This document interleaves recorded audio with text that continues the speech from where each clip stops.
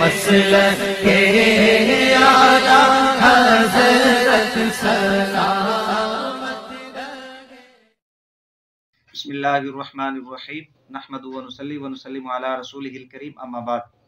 سامعین و ناظرین، وہابی فرقہ کے مولوی عمیر بھنگی قاسمی کی طرف سے ایک عبارت پیش کی گئی اور اس عبارت کو سید اعلیٰ حضرت رحمہ اللہ کی کتاب احکام شریعت کی عبارت ظاہر کیا گیا۔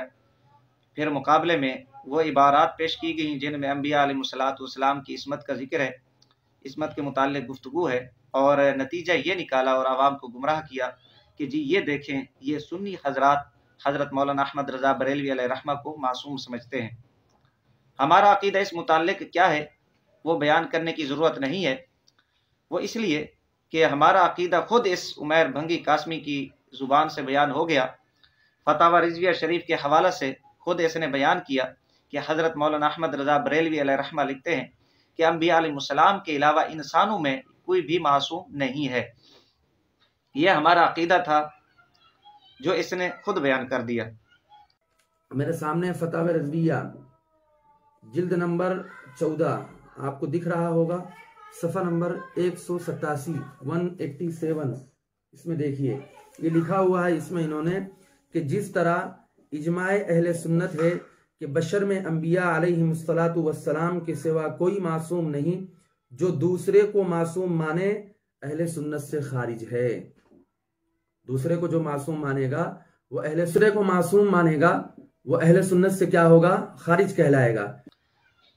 ہم اب اس ویڈیو کے اندر بطور الزامی جواب کے طور پر وہ حوالہ جات پیش کریں گے کہ جس سے یہ ظاہر ہوگا کہ انبیاء علیہ السلام کے علاوہ دیگر اشخاص کے لیے مقام عصمت کون ثابت کرتا ہے، کہ اہل سنہ و جماعت مقام عصمت ثابت کرتے ہیں یا وہ لوگ جن کو وہابی دیوبندی کہا جاتا ہے۔ نمبر 1 حوالہ شاہ اسماعیل دہلوی کی کتاب ہے منصب امامت، صفحہ نمبر 66 ہے۔ جو عنوان باندھتے ہیں وہ عنوان ہے عصمت اولیاء، یہ عنوان باندھا عصمت اولیاء۔ پھر لکھتے ہیں مقام ولایت میں ایک عظیم مقام عصمت ہے، یہ یاد رکھنا چاہیے کہ عصمت کی حقیقت حفاظت غیبی سے ہے، جو معصوم کے تمام اقوال، افعال، اخلاق، احوال، اعتقادات اور مقامات کو راہ حق کی طرف کھینچ کر لے جاتی ہے اور حق سے رو گردانی کرنے سے مانع ہوتی ہے۔ یہی حفاظت جب انبیاء سے متعلق ہو تو اسے عصمت کہتے ہیں، اور اگر کسی دوسرے کامل بزرگ سے متعلق ہو تو اسے حفظ کہتے ہیں۔ پس عصمت اور حفظ ایک ہی چیز ہیں، لیکن ادب کے لحاظ سے عصمت کا اطلاق اولیاء اللہ پر نہیں کرتے۔ حاصل یہ کہ اس مقام میں مقصود یہ ہے کہ یہ حفاظت غیبی جیسا کہ انبیاء کرام کے متعلق ہے، ایسا ہی ان کے بعض متابعین کے متعلق ہوتی ہے۔ یہ شاہ اسماعیل کی عبارت ہے۔ دو باتیں یہاں پر معلوم ہوئی، ایک تو یہ کہ شاہ اسماعیل نے یہ اصول بتایا کہ عصمت اور حفاظت ایک ہی چیز ہیں، ان میں کوئی فرق نہیں ہے۔ یہ اصول بیان کرنے کے بعد اسماعیل دہلوی صاحب خلاصہ یہ بیان کرتے ہیں۔ یہ یاد رکھنا چاہیے کہ اسماعیل دہلوی ان وہابی دیوبندیوں کے امام ہیں، ان کے سرخیل ہیں۔ وہ خلاصہ یہ نکالتے ہیں کہ حفاظت غیبی جیسی انبیاء کرام علیہ السلام کے متعلق ہے، ویسی ہی ان کے بعض متابعین کے متعلق بھی ہے۔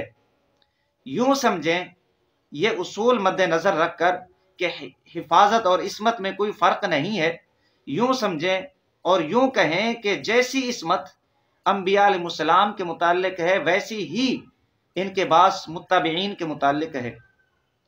دوسرا حوالہ صراط مستقیم کتاب ہے، صفحہ نمبر 76 اور 77۔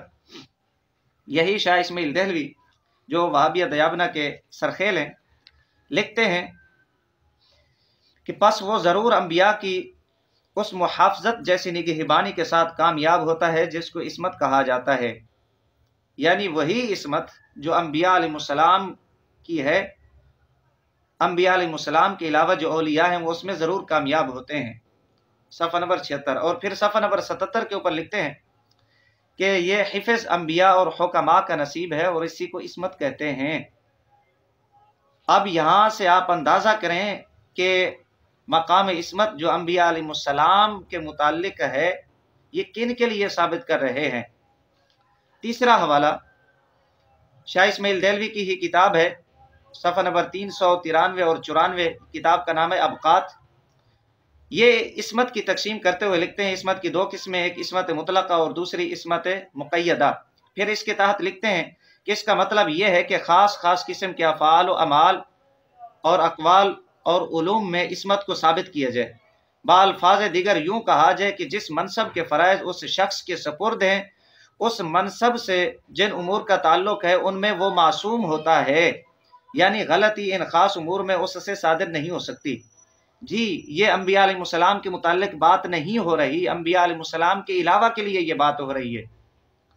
تو آپ اندازہ کر لیں کہ انبیاء علیہ السلام کے علاوہ مقام عصمت سنی حضرات ثابت کرتے ہیں یا یہ وہابی دیوبندی ثابت کرتے ہیں؟ 3 حوالے ہو گئے۔ چوتھا حوالہ دیوبندیوں کی کتاب ہے مواہب رحمانی، صفحہ نمبر 134، حیات سنبھلی اس کتاب کے مؤلف ہیں۔ یہ لکھتے ہیں پس جس طرح نبی معصوم ہوتا ہے تو ایسے ہی اس کا وارث بھی واقع میں خطا سے دور ہے۔ جیسے نبی معصوم ہوتا ہے ویسے ہی جو ان کا وارث ہے وہ خطا سے دور ہے۔ یہ آپ دیکھ لیں کہ انبیاء علیہ السلام کے علاوہ دیگر اشخاص کے لیے عقیدہ معصومیت ثابت کر رہے ہیں۔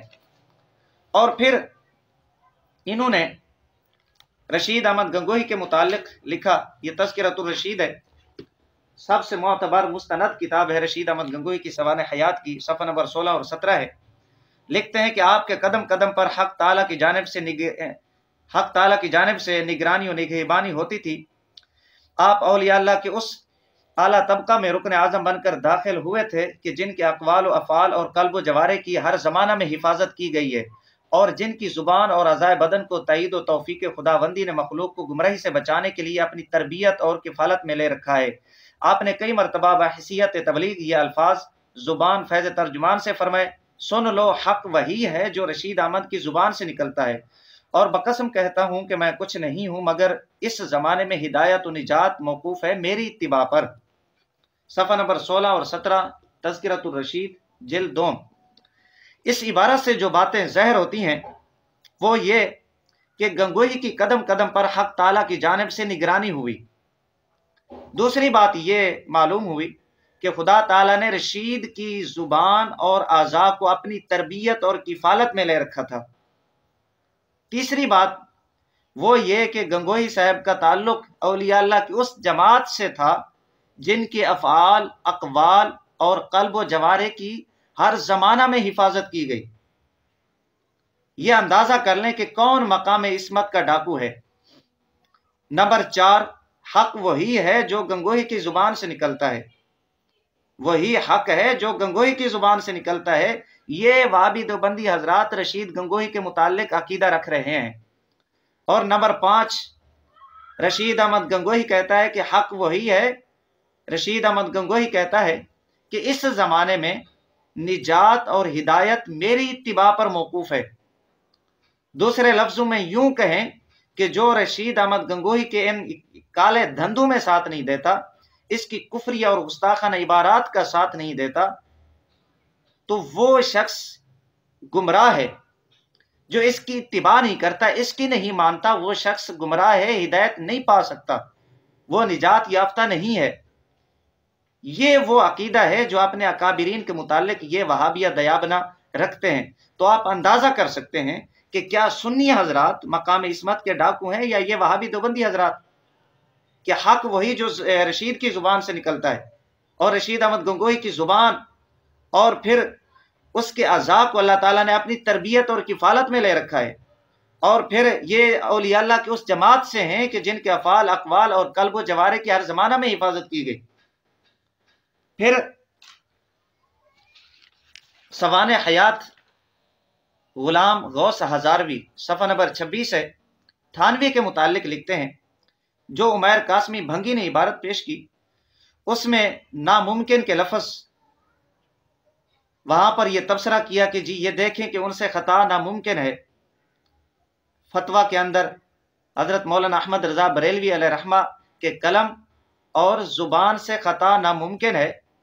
تو یہاں پر یہ بات ہے سوانح حیات مولانا غلام غوث ہزاروی صفحہ نمبر 26 کے اوپر، تھانوی کے متعلق لکھتے ہیں کہ حضرت مولانا ہمارے بزرگ تھے اور ان سے ناممکن تھا کہ غلط فتویٰ دے دیں. جیسے ناممکن کے الفاظ وہاں ہیں وہی الفاظ ناممکن کے یہاں بھی ہیں. ان وہابی دیوبندیوں کے اصول کے مطابق اگر ناممکن کے الفاظ سے معصومیت ثابت ہوتی ہے تو یہی ناممکن کے الفاظ یہاں بھی ہیں. تو اس کا مطلب یہی ہوا کہ وہابی دیوبندی حضرات تھانوی کے متعلق بھی یہی عقیدہ رکھتے ہیں کہ وہ معصوم تھا وہابیہ دیابنا کے اصول کے مطابق. تو یہ وہ حوالہ جات ہیں، چند حوالہ جات میں نے آپ حضرات کے سامنے رکھے ہیں جس سے آپ اندازہ کر سکتے ہیں کہ ہرگز سنی حضرات انبیاء علیہ السلام کے علاوہ دیگر اشخاص کے لیے معصومیت کا عقیدہ نظریہ نہیں رکھتے، بلکہ وہابیہ دیابنا یہ انبیاء علیہ السلام کے علاوہ دیگر اشخاص کے لیے معصومیت کا عقیدہ رکھتے ہیں، جس طرح کہ انہوں نے اپنی کتب کے اندر لکھا بھی ہے.